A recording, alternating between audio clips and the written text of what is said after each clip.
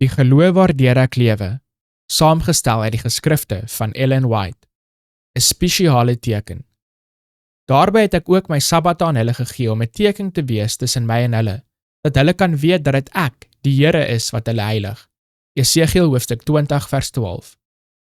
Soos die Sabbat die teken was wat Israel onderskei het toe hulle uit Egipte gekom het om die aardse Kanaan binne te gaan, so is dit die teken wat nou God se volk onderskei soos hulle uit die wêreld kom om die hemelse rus binne te gaan. Die onderhouding van die Sabbat is die middel wat deur God verorden is om 'n kennis van homself te bewaar en om te onderskei tussen sy loyale onderdane en die oortreders van sy wet. Dit, die Sabbat, behoort aan Christus. Aangesien hy alle dinge gemaak het, het hy die Sabbat gemaak. Deur hom is dit afgesonder as 'n gedenkteken van die skepingswerk. Dit wys na hom as beide die skepper en die heiligmaker.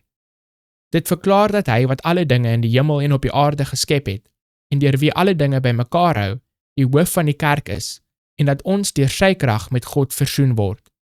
Want sprekend van Israel het hy gesê, daarby het ek ook my Sabbatte aan hulle gegee om 'n teken te wees tussen my en hulle, dat hulle kan weet dat dit ek, die Here is, wat hulle heilig.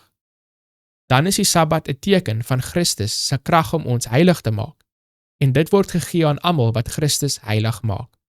As 'n teken van sy heiligmakende krag word die Sabbat gegee aan almal wat deur Christus deel word van die Israel van God.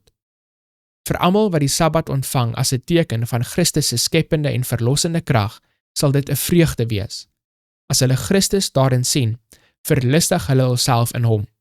Die Sabbat wys hulle na die skepingswerke as 'n bewys van sy magtige krag in verlossing. Terwyl dit die verlore vrede van Eden in gedagte roep, vertel dit van vrede wat deur die Verlosser herstel is. En elke voorwerp in die natuur herhaal sy uitnodiging. Kom na my toe, almal wat vermoeid en belas is, en ek sal julle rus gee. Matteus hoofstuk 11 vers 28. Die Sabbat is 'n goue sluiting wat God en sy mense verenig.